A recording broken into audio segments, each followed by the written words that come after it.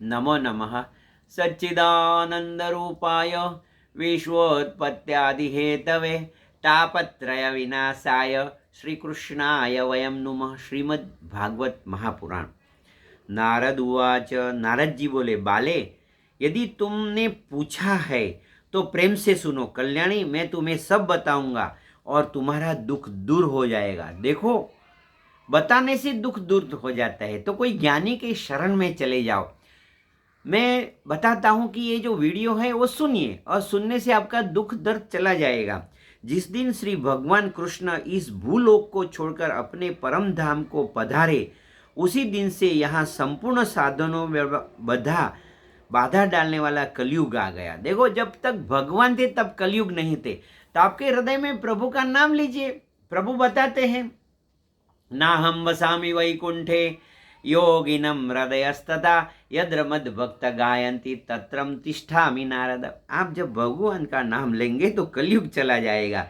दिग्विजय के समय राजा परीक्षित की दृष्टि पड़ने पर कलयुग दिन के समान उनकी शरण में आया और भ्रमर के समान सारग्राही राजा ने यह निश्चित किया कि इसका वध मुझे नहीं करना चाहिए, क्योंकि जो फल तपस्या, योग एवं समाधि से भी नहीं मिलता, कलयुग में वही फल श्री हरिनाम कीर्तन से भली भांति मिल जाता है। देखो, ये श्लोक मैं पढ़ता हूँ, फिर आपको बहुत, यद फलम नास्ति तपसा, कोई तप करो, तप करने से वो फल नहीं मिले, न योगे न समाधिना तत्फलम लभते सम्यक कलौ केशव कीर्तनात्।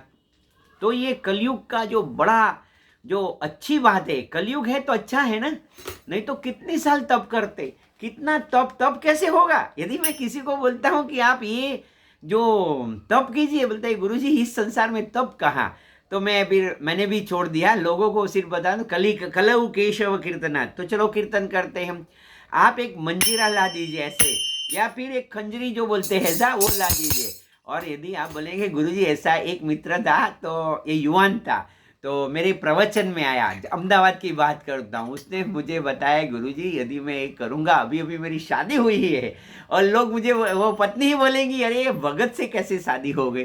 तो मैंने बोला एक काम करना, जब आप घर पे जाते, रास्ते में मंदिर आता है या बगीचा में बैठ के 10 मिनट के भगवान का नाम संकीर्तन करो, शर्म छोड़ के करो। ओम नमो भगवते वासुदेवाय, ओम नमो सद्गुरु वासुदेवाय। बहुत से कीर्तन है। मैं तो विठ्ठल विठ्ठल जय हरे विठ्ठल, विठ्ठल विठ्ठल जय हरे विठ्ठल। ये जो प्रभु का नाम है, ये कली काल में यदि आपसे न तप होता हो, देखो, यद फलम नास्ति तपसा न योगे न समाधिना, समाधि भी नहीं होती है। अभी कौन सुबह में उठ के योग प्राणायाम ध्यान करेंगे। मगर यदि आप भगवान का नाम लेंगे, गहरा श्वास लेना है और बोलना है, 15 मिनट कीजिए। मैं आपको, देखो, मेरा तो यही काम है। डॉक्टर के पास जैसे लोग बीमार जाते हैं, तो गुरु के पास कौन आता है? जो संसार से पीड़ित है वो गुरु के पास आते, बोलते हैं गुरु जी ये तकलीफ है, इससे मैं परेशान हूँ, अभी मुझे सबका परेशानी के लिए उपाय बताना पड़ता है। तो मैं बता दूं, शब्द, विचार और चित्र। देखो, आप पहले शब्द भगवान का नाम लीजिए, फिर अच्छा सोचिए। सोचना क्या है? मैं दिव्यात्मा हूँ, मैं दिव्यात्मा हूँ, मैं दिव्यात्मा हूँ, मैं अजर अमर अविनाशी हूँ, मैं निरंजन और चित्र का मतलब मानस पूजा कीजिए। मानस पूजा क्या होता है? आंखें बंद करके फिर प्रभु का जो रूप है, वो जैसे शंकर भगवान में मानते हैं, तो सोने का लोटा लीजिए। यज्ञेन कल्पयन्ताम रत्ने कल्पितमासनम हिमजलई, वो कल्पना कीजिए, भगवान की कल्पना करके फिर आप उसके वो पूजा कीजिए। पत्र पुष्प फलम तोयम, पत्र चढ़ाइए, पुष्प चढ़ाइए, फल चढ़ाइए, और फिर ये ऐसे पूजा कीजिए। तो ये जो है, तो वो जो भक्ति ने बोला था कि ये जो परीक्षित राजा थे ना, उसमें आगे मैंने बताया ना कि ये जो परीक्षित राजा थे, उन्होंने ये जो कलयुग को, राजा परीक्षित ने इस पापी कलयुग को क्यों रहने दिया? तो क्यों रहने दिया? राजा थे ना, उन्होंने सब तरह से सोचा, और क्योंकि जो फल तपस्या, योग एवं समाधि से नहीं मिलता, कलयुग में वही फल हरि कीर्तन से मिल जाता है, भली भांति मिल जाता है। इस प्रकार सारहीन होने पर भी इस एक दृष्टि से सारयुक्त होकर उन्होंने कली युग में उत्पन्न होने वाले जीवों के सुख के लिए इसे रहने दिया था। देखो, तो आप जिसमें हैं, कली में हैं, तो 4 काम कीजिए। प्रभु का नाम लीजिए, फिर प्रभु का ध्यान कीजिए, संतों के साथ रहिए और दान कीजिए। देखो, जब दान की बात आती है ना, मैं ज़्यादा दान दान बोलूँगा ना तो लोग बोलते हैं गुरुजी दान के लिए क्यों बोल रहे हैं। मैं तो भाई किसी को बोलता नहीं हूँ, मगर ये शास्त्र में बताया है कि दान करने से, देने से, तेन त्यक्ति न भुंजिता, जब आप कुछ देंगे तो उससे ज़्यादा सुख मिलता है। और मैंने देखा है वो, इसलिए मेरा अनुभव से मैं आपसे बताता हूँ। इस समय लोगों कुकर में प्रवृत्त होने के कारण सभी वस्तुओं का सार निकल गया है। पृथ्वी के सारे पदार्थ बीजहीन और भूसी के समान हो गए हैं। ब्राह्मण केवल अन्न धनादि लोभवश घर घर एवं जन जन के भागवत की कथा सुनाने लगे। देखो, मैं भी भागवत की कथा सुना रहा हूँ। तो ये मेरा जो उद्देश्य क्या है, आपके भीतर परमात्मा वो प्रकट हो। मगर इसमें लिखा है कि केवल अन्न और धनादि के लोभवश। तो यदि भागवत की कथा सुनेंगे, इसलिए कथा का सार भी चला गया है।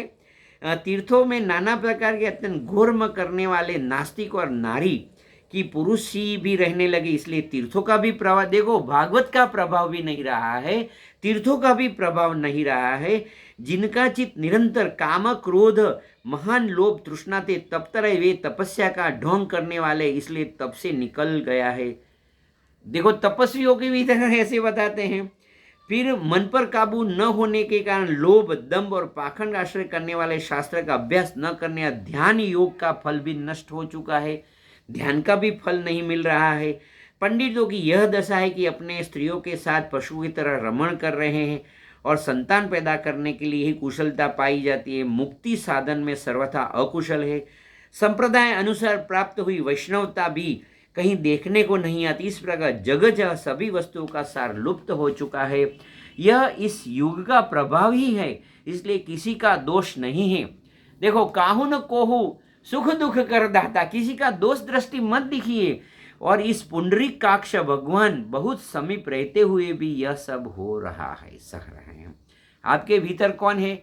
यस स्मरेत पुंडरीकाक्षम। लोग मुझे पूछते हैं गुरुजी ये पवित्र और अपवित्र क्या है? तो मतलब न पवित्र है न अपवित्र है। अपवित्रम पवित्रो वा सर्वावस्थांगतोपि वह यस स्मरेत पुंडरीकाक्षम सबाह्या। भगवान का नाम लीजिए, आप पवित्र हो जाएंगे। नारायणम नमस्कृत्यम नर चैव नरोत्तम। सूत जी बोले, सौनक जी, इस प्रकार दैवत जी नारद जी का वचन सुनकर भक्ति को बड़ा आश्चर्य हुआ। फिर उसने जो कुछ कहा सुनिए। भक्ति रुवाच, भक्ति ने बोला, हे देवर्षि, आप धन्य हैं, मेरा बड़ा सौभाग्य था जो आपका समागम हुआ। देखो, बड़ा आपका भी, मैं तो आपसे बता रहा हूँ, मेरा बड़ा सौभाग्य है कि YouTube चैनल है और उस चैनल से आपसे बात कर रहा हूँ। तो आपके साथ बात करके मेरा जीवन धन्य हो गया और मेरी बात सुन के आपका भी जीवन धन्य हो गया। संसार में साधुओं का दर्शन ही समस्त सिद्धियों का परम कारण है। आपका केवल एक बार उपदेश धारण करने के, देखो अभी क्या होता है, प्रहलाद ने माया पर विजय प्राप्त कर ली थी, ध्रुव ने आपकी कृपा से ध्रुव प्राप्त कर लिया था। आप सर्वमंगल और साक्षात श्री ब्रह्मा जी के पुत्र है। मैं आपको नमस्कार करती हूँ। इति श्री पद्म पुराणे उत्तरखंडे श्रीमद् भागवत महापुराणे भक्ति नारद समागमो नाम प्रथमो अध्याय। अभी ये जो प्रथम अध्याय है, तो अभी ऐसे हम लोग आगे चल रहे हैं, मगर मैं सारांश ये अध्याय का कर रहा हूँ।